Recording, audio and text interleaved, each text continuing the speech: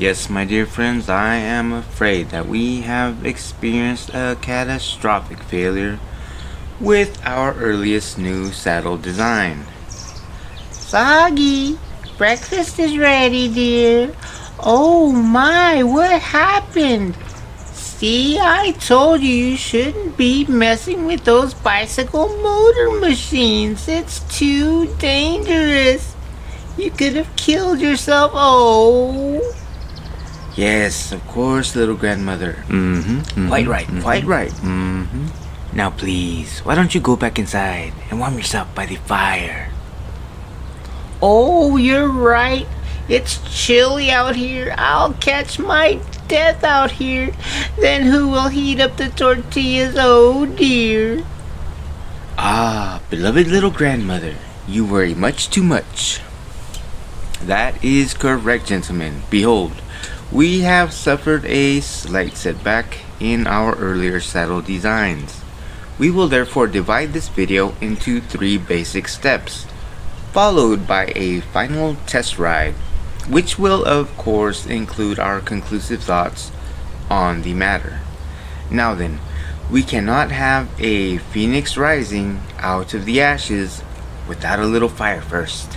We must never allow these failures to discourage us. No sir. Instead, we will use it as an opportunity to progress and improve our design. Yes? Say yes. Okay, let us begin with step 1.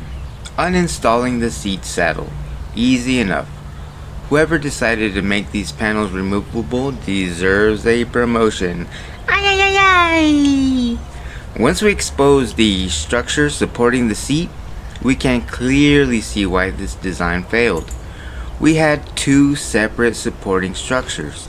The wooden base for our saddle bridged across these 2 supports, and so this point here becomes our weakest link. Add my muscular thighs to the equation, and we have a recipe for a failed saddle video. Now that we have identified the fault in our design, we may correct the problem by reinforcing this point here. I suggest we add some suitable metals from our scrap pile and weld it in place. We might add some holes in the piece to also attach to the bottom of our wooden saddle base for extra stability. Of course, we will follow proper procedure and clean our weld points before welding. We found a couple pieces in our hardware piles that will assist us in attaching our saddle base to our metal frame. Look familiar, anyone? Also, as it turns out, we found that the slope upwards at the rear of the seat had a cool look to it, and so we decided to keep it. We merely eyeballed the angle and cut, sanded, and drilled on a piece of scrap 2x4 until it fits snugly into place. Once everything is secure, we can then turn to cosmetics. For now, I feel that we have made excellent progress, my friends. Now then, gentlemen, we may take a sip of coffee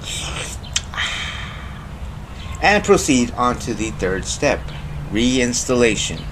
Simple enough, we just shoot short screws into our connection points from underneath, securing the metal base to the wooden base. Now we reinstall our fancy fins and aesthetic wooden pieces. Ah, so nice. Allow me to address one small error that somehow slipped through the cracks.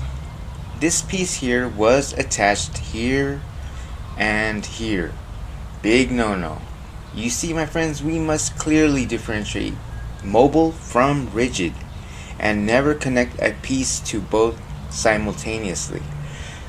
Because of added shock absorption to our saddle, it now falls under the category of mobile. However, our frame remains rigid, and so we must be careful not to attach anything solid to both at the same time, or this is the result. Something to keep in mind when adding to these saddles. Common sense, right? Anyhow, we can simply use the broken pieces as a template and quickly and easily fabricate an identical replacement for these two pieces. A little flat black exterior paint with a couple coats of lacquer will give us an extremely finished look. Well, I believe that we can wrap this video up with a final test ride and conclusive thoughts. Well, gentlemen, I can't express how pleased I am to have the Samurai up and running again. She is a beautiful mechanized bicycle.